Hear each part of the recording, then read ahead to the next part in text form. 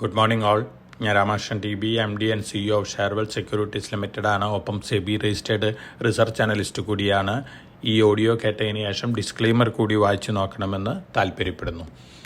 കഴിഞ്ഞ ആഴ്ചയിൽ നമുക്ക് നല്ല വൊളാറ്റിലിറ്റി ആയിരുന്നു ഇന്ത്യൻ മാർക്കറ്റിലും അതുപോലെ തന്നെ ഗ്ലോബൽ മാർക്കറ്റുകളിലെല്ലാം തന്നെ. പക്ഷേ വെള്ളിയാഴ്ച ടെക്നോളജി റാലി അമേരിക്കൻ മാർക്കറ്റുകളെ ഒരു പോസിറ്റീവ് ടെറിട്ടറിയിലാണ് എത്തിച്ചിട്ടുള്ളത്. അതിൻ്റെ ഒരു ഇമ്പാക്റ്റ് ഇന്ന് മോർണിംഗിൽ ഏഷ്യൻ മാർക്കറ്റുകളിലുണ്ട്. ജാപ്പനീസ് മാർക്കറ്റുകൾക്ക് ഇന്ന് ഹോളിഡേ ആണ്. മറ്റു മാർക്കറ്റുകളെല്ലാം തന്നെ വളരെ ബെറ്റർ ആയിട്ടാണ് ഇന്ന് മോർണിംഗിൽ ട്രേഡ് ചെയ്യുന്നത്. അതുകൊണ്ട് തന്നെ നമ്മൾ ഒരു ബെറ്റർ ഓപ്പണിംഗ് ആണ് ഇവിടെ എക്സ്പെക്റ്റ് ചെയ്യുന്നത്. അമേരിക്കയിലത്തെ സിറ്റുവേഷൻ വെള്ളിയാഴ്ച നോക്കുകയാണെങ്കിൽ ആൽഫബറ്റ് അതുപോലെ തന്നെ മൈക്രോസോഫ്റ്റിൻ്റെയൊക്കെ Q1 റിസൾട്ടുകൾ ഉണ്ടായിരുന്നു. ബെറ്റർ ദാൻ എക്സ്പെക്റ്റഡ് ആയിരുന്നു. ആൽഫബറ്റിൻ്റെ മാർക്കറ്റ് ക്യാപിറ്റലൈസേഷൻ $2 ട്രില്യൺ മുകളിലേക്കും കൂടി ഉയർന്നിരിക്കുകയാണ്. പൊതുവെ ടെക്നോളജി റിലേറ്റഡ് സ്റ്റോക്കുകളെല്ലാം തന്നെ അമേരിക്കയിൽ വെള്ളിയാഴ്ച ബെറ്ററായിട്ടാണ് ക്ലോസ് ചെയ്തത്. ആപ്പിളും ടെസ്ല ഒഴികെ ഈ രണ്ട് സ്റ്റോക്കുകളും സ്ലൈറ്റ്ലി വീക്കായിട്ടാണ് ക്ലോസ് ചെയ്തിരുന്നത്. പക്ഷേ ഈ സ്റ്റോക്കുകൾ മുന്നേറും എന്ന തരത്തിൽ റിപ്പോർട്ടുകളാണ് വന്നുകൊണ്ടിരിക്കുന്നത്. ഒപ്പം US ഫെഡിൻ്റെ ഇൻട്രസ്റ്റ് റേറ്റ് ഡിസിഷൻ സംബന്ധിച്ചുള്ള 2 ദിവസത്തെ മീറ്റിംഗ് നാളെ ആരംഭിക്കുകയാണ്. ബുധനാഴ്ചയാണ് ഡിസിഷൻസ് വരാൻ പോകുന്നത്. ഇപ്പോൾ എല്ലാവരും പ്രതീക്ഷിക്കുന്നത് ഈ വർഷം ഒരു പക്ഷേ ഇൻട്രസ്റ്റ് റേറ്റ് കട്ടിങ് ഉണ്ടാവില്ല എന്ന തരത്തിലുള്ള ഒരു എക്സ്പെക്റ്റേഷനാണ്.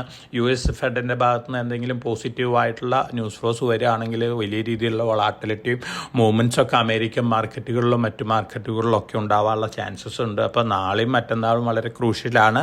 ഒപ്പം നാളെ ചൈനയുടെ മാനുഫാക്ചറിങ് ഡാറ്റയും അതുപോലെ തന്നെ സർവീസസ് റിലേറ്റഡ് ഡാറ്റയൊക്കെ പുറത്തു വരികയാണ്. ഇന്ന് ഏഷ്യൻ മാർക്കറ്റിൽ സിറ്റുവേഷൻ നോക്കുകയാണെങ്കിൽ ഹോങ്കോങ് മാർക്കറ്റാണ് എടുത്തു പറയേണ്ട മാർക്കറ്റ്. ജനുവരിയിൽ ഹിറ്റ് ചെയ്ത ലോയിൽ നിന്ന് 20% മുകളിലാണ് ഇപ്പോൾ ട്രേഡ് ചെയ്യുന്നത്. അതിനർത്ഥം ഹോങ്കോങ് മാർക്കറ്റ് ബെയർ ഗ്രിപ്പിൽ നിന്ന് മാറി ബുള്ളിഷ് ടെറിട്ടറിയിലേക്ക് വന്നു എന്നുള്ള ഒരു എക്സ്പെക്റ്റേഷനാണ്. ഇത് പൊതുവെ ചൈനീസ് സ്റ്റോക്കുകളുണ്ടായിട്ടുള്ള അപ്രിസിയേഷനാണ്. ചൈനയിലും നല്ല രീതിയിലാണെന്ന് ഏഷ്യൻ മാർക്കറ്റുകളെല്ലാം തന്നെ ചൈനീസ് മാർക്കറ്റുകളെല്ലാം തന്നെ നല്ല രീതിയിലാണ് മുന്നേറുന്നത്. ഒപ്പം ബെറ്റർ ഡാറ്റയാണ് ചൈനയിൽ നിന്നും എക്സ്പെക്റ്റ് ചെയ്യുന്നത്. അതുകൊണ്ട് തന്നെ വളരെ പോസിറ്റീവായ സെൻറ്റിമെൻ്റ് ആണ് ഏഷ്യൻ മാർക്കറ്റിലുള്ളത്. നമ്മൾ എക്സ്പെക്റ്റ് ചെയ്യുന്നത് സ്ലൈറ്റ്ലി ബെറ്റർ ആയിട്ടുള്ള ഉള്ളൊരു ഓപ്പണിംഗ് ആണ്. തീർച്ചയായിട്ടും പൊളിറ്റിക്കൽ ഫ്രണ്ടിൽ നിന്ന് വരുന്ന ന്യൂസ് ഫ്ലോസ് ഒന്നും തന്നെ മാർക്കറ്റിന് വലിയ രീതിയിലൊരു അപ്വേർഡ് മൊമെൻറ്റം കൊടുക്കാവുന്ന ന്യൂസുകളല്ല. അതുകൊണ്ട് തന്നെ വളരെ കോഷ്യസ് ആയിട്ട് നമ്മൾ മാർക്കറ്റിൽ മൂവ് ചെയ്യണം. Q4 റിസൾട്ടുകൾ കഴിഞ്ഞ ആഴ്ച അനൗൺസ് ചെയ്തതും അതുപോലെ ഇന്ന് വരുന്നതും ഈ ആഴ്ച വരാൻ പോകുന്ന റിസൾട്ടുകളൊക്കെ തന്നെയാണ് ഈ ആഴ്ച മാർക്കറ്റിൽ വലിയ രീതിയിലുള്ള ഇമ്പാക്റ്റ് ഉണ്ടാക്കാൻ പോകുന്നത്.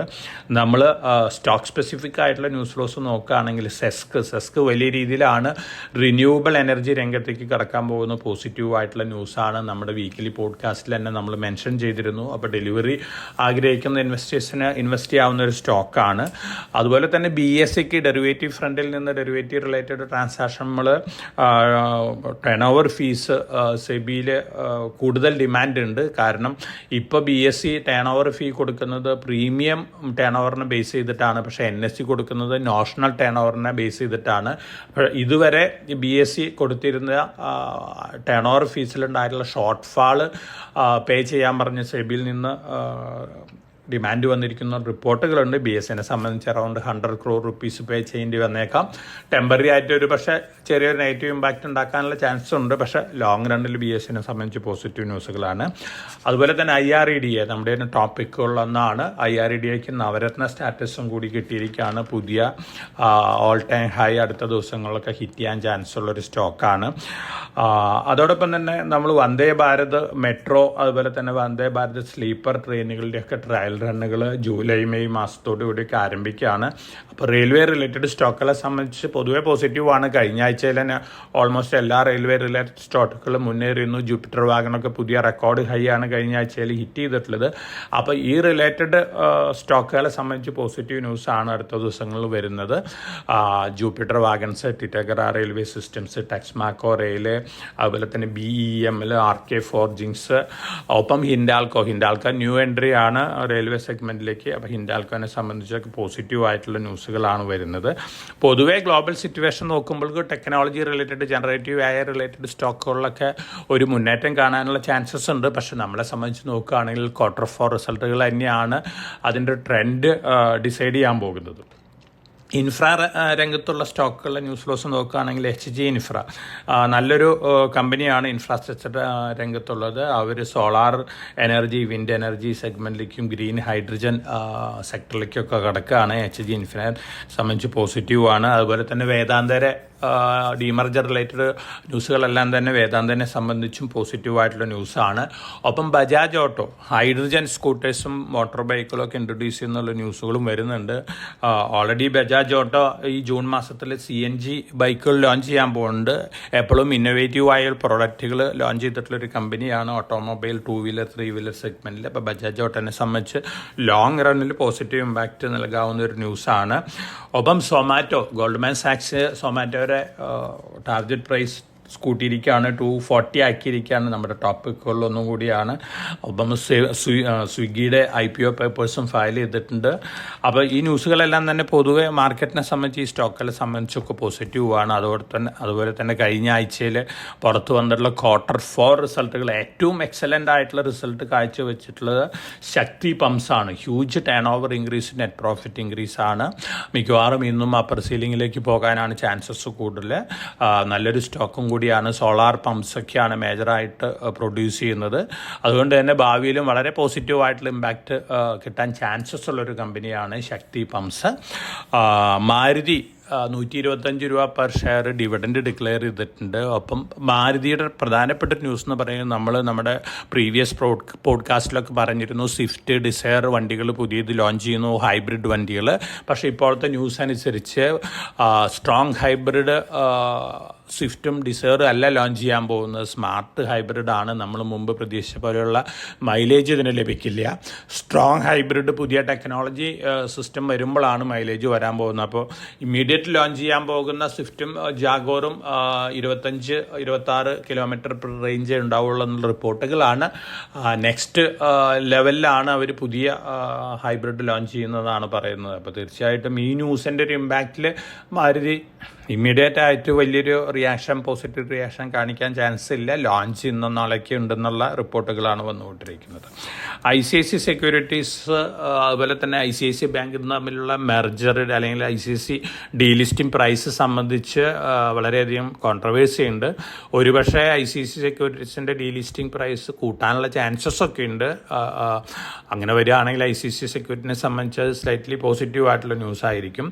NBCC wholly own subsidiary form ചെയ്തിട്ടുണ്ട് ദുബായിൽ. അതുപോലെ തന്നെ ഇർക്കോൺ വേറൊരു കമ്പനി ആയിട്ടുള്ള ജോയിൻറ്റ് വെഞ്ചറിൽ ഒരു ബിഗ് ഓർഡർ കിട്ടിയിട്ടുണ്ട്. ഈസ്റ്റ് കോസ്റ്റ് റെയിൽവേയിൽ നിന്നാണ്. നമ്മുടെ ടോപ്പിക്കുകളിലും കൂടി ഒന്നാണ് ഇർക്കോൺ. അപ്പോൾ ലോങ് റണ്ണിൽ ഇർക്കോണിനെ സംബന്ധിച്ച് ഈ ന്യൂസ് വളരെ പോസിറ്റീവാണ്. ഇന്ന് പുറത്തു വരാൻ പോകുന്ന മേജർ Q4 റിസൾട്ടുകൾ അനൗൺസ് ചെയ്യുന്ന കമ്പനികൾ UltraTech, Trent, KPIT, Poonawalla Fincorp, Tata chemical, Birla soft, PNB housing, can fin home, ഗില്ലറ്റൊക്കെയാണ് ഇന്ന് Q4 റിസൾട്ടുകൾ അനൗൺസ് ചെയ്യാൻ പോകുന്നത്. റിസൾട്ടിനനുസരിച്ചുള്ളൊരു മൂവ്മെൻ്റാണ് നമ്മൾ ഈ സ്റ്റോക്കുകളിലൊക്കെ എക്സ്പെക്റ്റ് ചെയ്യുന്നത്. അപ്പോൾ പൊതുവേ ഇന്ന് മാർക്കറ്റ് ഒരു ബെറ്റർ ഓപ്പണിംഗ് ആണ് എക്സ്പെക്റ്റ് ചെയ്യുന്നത്. ഞാൻ നേരത്തെ പറഞ്ഞ പോലെ റിസൾട്ട് റിലേറ്റഡ് ആയിട്ടുള്ള ന്യൂസിൻ്റെ ഇമ്പാക്റ്റൊക്കെ പല സ്റ്റോക്കുകളിലൊക്കെ കണ്ടേക്കാം. യെസ് ബാങ്കിൻ്റെ result Q4 net profit increase ചെയ്തിട്ടുണ്ട്. അതുപോലെ തന്നെ പേടിഎംത്തിൻ്റെ മെർച്ചൻസിനെയൊക്കെ ട്രാൻസ്ഫർ ചെയ്തതിന് ശേഷം UPI ട്രാൻസാക്ഷൻ യെസ് ബാങ്കിലും വളരെയധികം കൂടിയിട്ടുണ്ട്. ലോങ് റണ്ണിൽ യെസ് ബാങ്കിനെ സംബന്ധിച്ച് പോസിറ്റീവായിട്ടുള്ള ഒരു ന്യൂസാണ് ഈ ന്യൂസ്.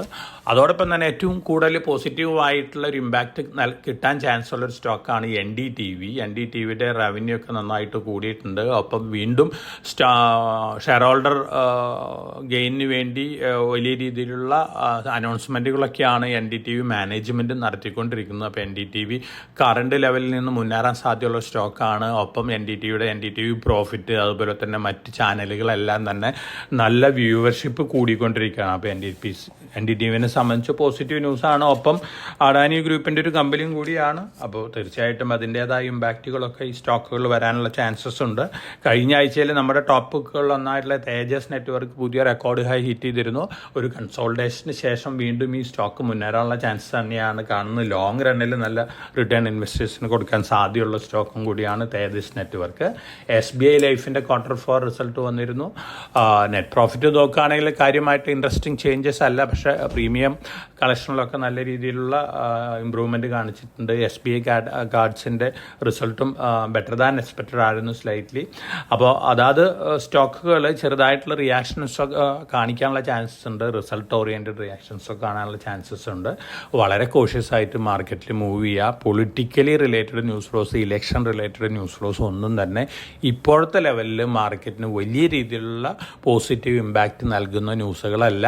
അതുകൊണ്ട് വളരെ കോഷ്യസ് ആയിരിക്കണം. ജൂൺ 4 വരെ മാർക്കറ്റിൽ നമുക്ക് നല്ല രീതിയിലുള്ള വളാറ്റിലിറ്റി എക്സ്പെക്റ്റ് ചെയ്യാം. അതോടൊപ്പം തന്നെ നാളെയും മറ്റന്നാളും നടക്കുന്ന US ഫെഡിൻ്റെ ഡിസിഷനും വളരെ ഇമ്പോർട്ടൻ്റ് ആണ്. ഈ ഡിസിഷന് ശേഷം നമുക്ക് അറിയാം എന്നൊക്കെയാണ് US fed interest rate cutting start ചെയ്യാൻ പോകുന്നുള്ളൊരു അനുമാനമൊക്കെ നടത്താനായിട്ട് സാധിക്കും. അതുകൊണ്ട് വളരെ കോഷ്യസ് ആയിട്ട് മാർക്കറ്റിൽ മൂവ് ചെയ്യുക. ഏറ്റവും പോസിറ്റീവായുള്ള സൈഡ് എന്ന് പറഞ്ഞ് ചൈനീസ് മാർക്കറ്റുകൾ, അതുപോലെ തന്നെ ഹോങ്കോങ് മാർക്കറ്റൊക്കെ നല്ല രീതിയിൽ മുന്നേറാണ്. ചൈനയുടെ എക്കണോമിക് ഡെവലപ്മെൻറ്റ് തീർച്ചയായിട്ടും മെറ്റൽ സെക്ടറിനും അതുപോലെ തന്നെ സ്പെഷ്യാലിറ്റി കെമിക്കൽ സെക്ടറിനൊക്കെ ഓവറോൾ അക്രോസ് ദ ഗ്ലോബ് ഒരു പോസിറ്റീവ് ഇമ്പാക്റ്റ് നൽകുന്ന ന്യൂസാണ്. അപ്പോൾ തീർച്ചയായിട്ടും വളരെ കോഷ്യസ് ആയിട്ട് മൂവ് ചെയ്യുക. നമ്മൾ റെക്കമെൻഡ് ചെയ്തിട്ടുള്ള സ്റ്റോക്കുകൾ മാർക്കറ്റ് താഴെ വരുമ്പോൾ long time point of view വാങ്ങാനുള്ള ഡിസിഷൻ എടുക്കുക. ജൂൺ 4 കഴിയുന്ന വരെ നിങ്ങളുടെ ഫുൾ ക്യാപിറ്റലൊന്നും ഡിപ്ലോയ് ചെയ്യുന്നില്ല. മാർക്കറ്റ് താഴെ വരുന്ന അവസരങ്ങളിൽ ഘട്ടമായിട്ട് ഇൻവെസ്റ്റ് ചെയ്യാനുള്ള ഡിസിഷൻ എടുക്കുന്നതായിരിക്കും നല്ലത്. അപ്പോൾ എല്ലാവർക്കും നല്ലൊരു ട്രേഡിംഗ് ഡേ ആശംസിച്ചുകൊണ്ട് ഞാൻ ഇന്നത്തെ പ്രീ മാർക്കറ്റ് കമൻറ്റോട് അവസാനിപ്പിക്കുകയാണ്. Thank you.